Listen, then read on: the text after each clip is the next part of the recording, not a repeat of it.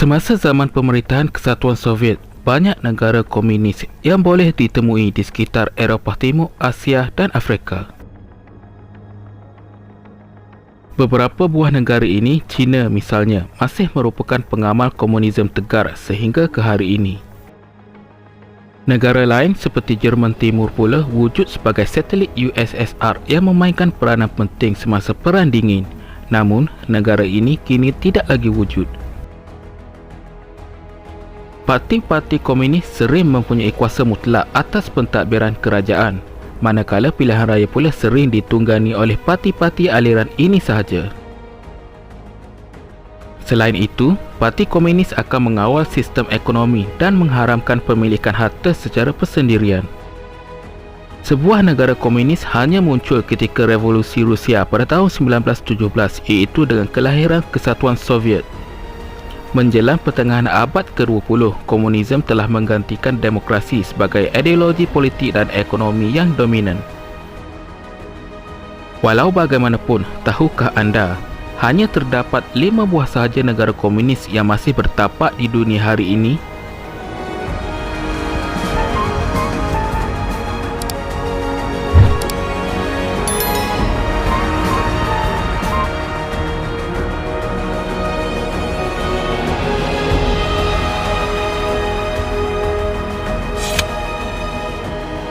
Mao Zedong mula menguasai China sejak tahun 1949 dan mengisytiharkan negara itu sebagai Republik Rakyat China, iaitu sebuah negara komunis. China tetap konsisten dengan fahaman komunis walaupun pembaharuan ekonomi telah dibuat selama beberapa tahun. Walaupun digelar China Merah kerana kawalan parti komunis ke atas wilayah tersebut, masih terdapat parti politik selain daripada Parti Komunis China CPC dan pilihan raya terbuka masih diadakan di seluruh negara. Namun demikian, CPC mempunyai kawalan mutlak ke atas semua pelantikan ahli politik dan tidak ramai pihak yang membangkang. Memandangkan China telah mengamalkan dasar pintu terbuka dalam beberapa dekad kebelakangan ini, jurang perbezaan kekayaan yang terhasil telah menghancurkan beberapa prinsip komunisme.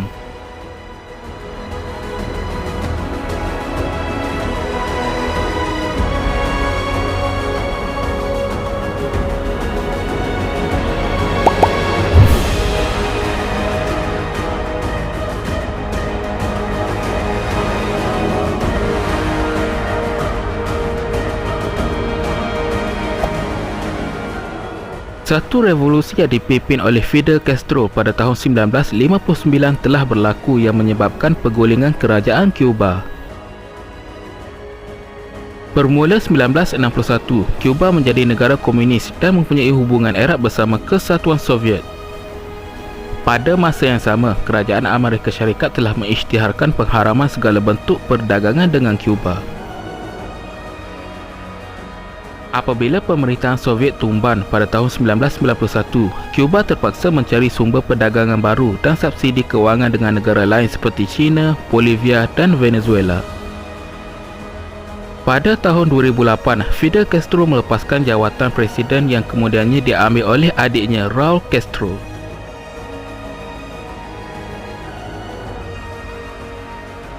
Semasa pentadbiran Barack Obama, hubungan antara Amerika Syarikat dan Cuba agak tenang dan sekatan perjalanan dilonggarkan semasa penggal kedua Obama. Namun, pada bulan Jun 2017, Donald Trump telah mengetatkan semua sekatan perjalanan ke atas Cuba.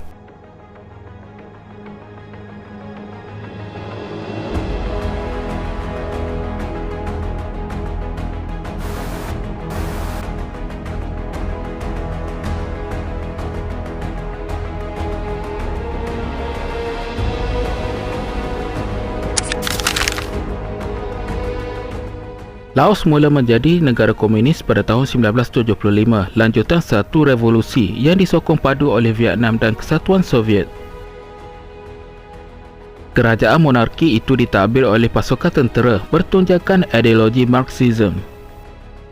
Pada tahun 1988, negara itu mula membenarkan beberapa jenis pemilikan persendirian dan telah menyertai pertubuhan perdagangan dunia pada 2013.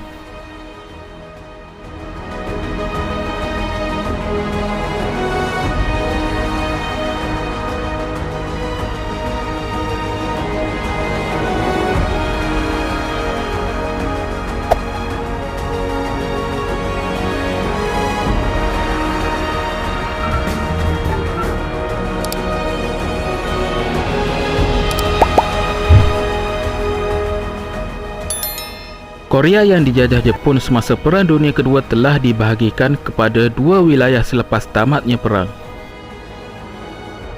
Korea Utara dikuasai pihak Rusia manakala bahagian selatan diduduki oleh Amerika. Ketika itu, tiada siapa menyangka perpisahan itu akan berterusan dan kekal lama. Korea Utara mula menjadi negara komunis pada tahun 1948 setelah Korea Selatan mengisytiharkan kemerdekaannya dari utara dan mendapat kedaulatan sendiri. Pemimpin komunis Korea Utara, Kim Il-sung, telah diangkat menjadi pemimpin negara baru itu dan disokong oleh Rusia. Kerajaan negara itu tidak pernah menganggap pemerintahannya sebagai beraliran komunisme, walaupun seluruh dunia beranggapan demikian. Sebaliknya, keluarga Kim telah mengetengahkan jenama komunisme tersendiri berdasarkan konsep bergantung pada diri sendiri. Konsep ini diserap menjadi dasar negara yang rasmi pada tahun 1970-an dan diteruskan di bawah pemerintahan Kim Jong-il untuk menggantikan ayahnya pada tahun 1994. Seterusnya, Kim Jong-un pula mengambil alih kuasa bermula tahun 2011 sehingga kini.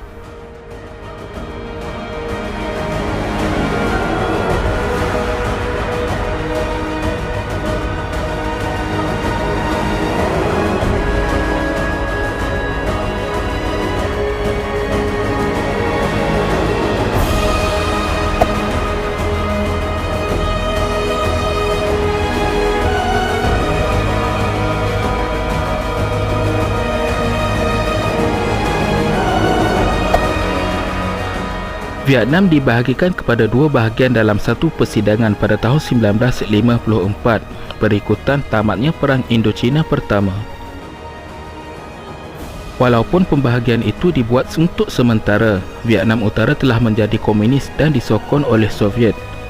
Manakala Vietnam Selatan pula beraliran demokratik dan dibelakangi Amerika Syarikat.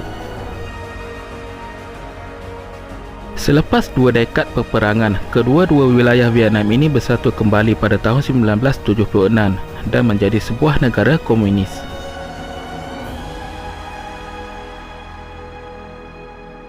Seperti negara-negara komunis yang lain, Vietnam juga telah mula membuka pintu dan menuju ke arah pasaran ekonomi dunia hingga memperlihatkan beberapa prinsip sosialis di sana digantikan dengan kapitalisme. Di bawah pentadbiran Bill Clinton, hubungan Amerika Syarikat dengan Vietnam mulai normal sejak tahun 1995.